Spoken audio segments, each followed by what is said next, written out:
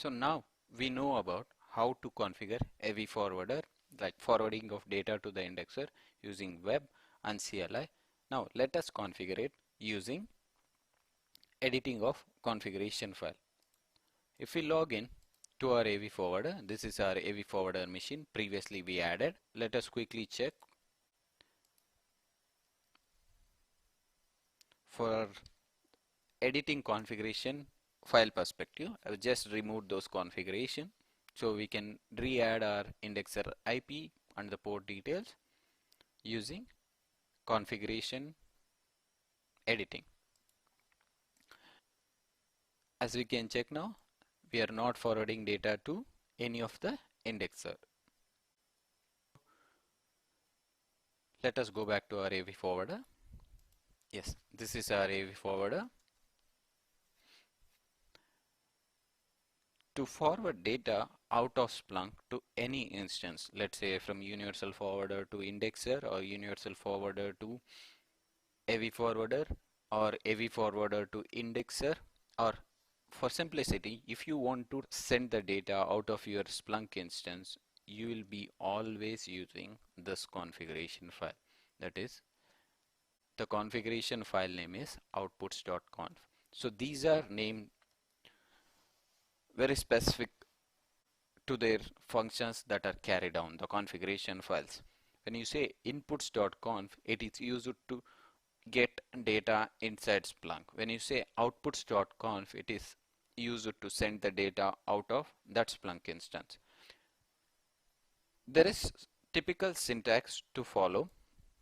This will be the syntax that we need to edit in our outputs.conf. That is, create a TCP output configuration stanza and mention a default group of indexer or your AV forwarder. That is, this is our default AV forwarder. So this will be our default AV forwarder, and mention what are the members in that group. For our group, we have only one indexer. If we have multiple indexer, we can add them by placing commas any number of AV forwarders or indexers to where we need to send the data out of Splunk. This is our TCP out server, that is the output where Splunk AV forwarder is sending the parsed output.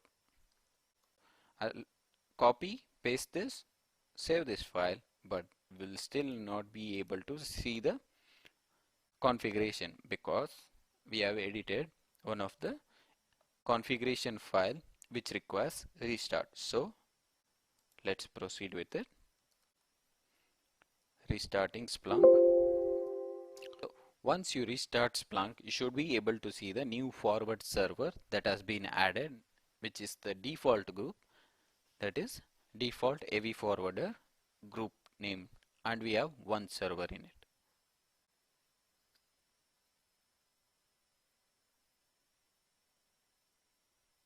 Our Splunk has started up.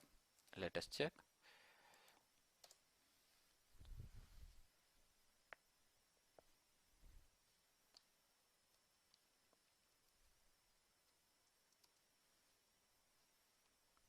I've entered my password wrong.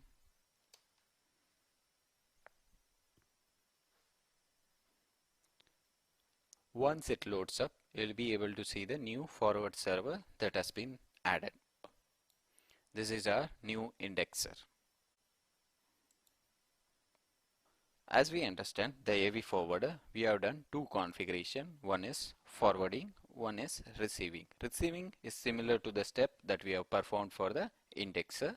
The forwarding part is similar to the universal forwarder, which we'll be seeing in some time, that how you can send the logs from universal forwarder to your indexer.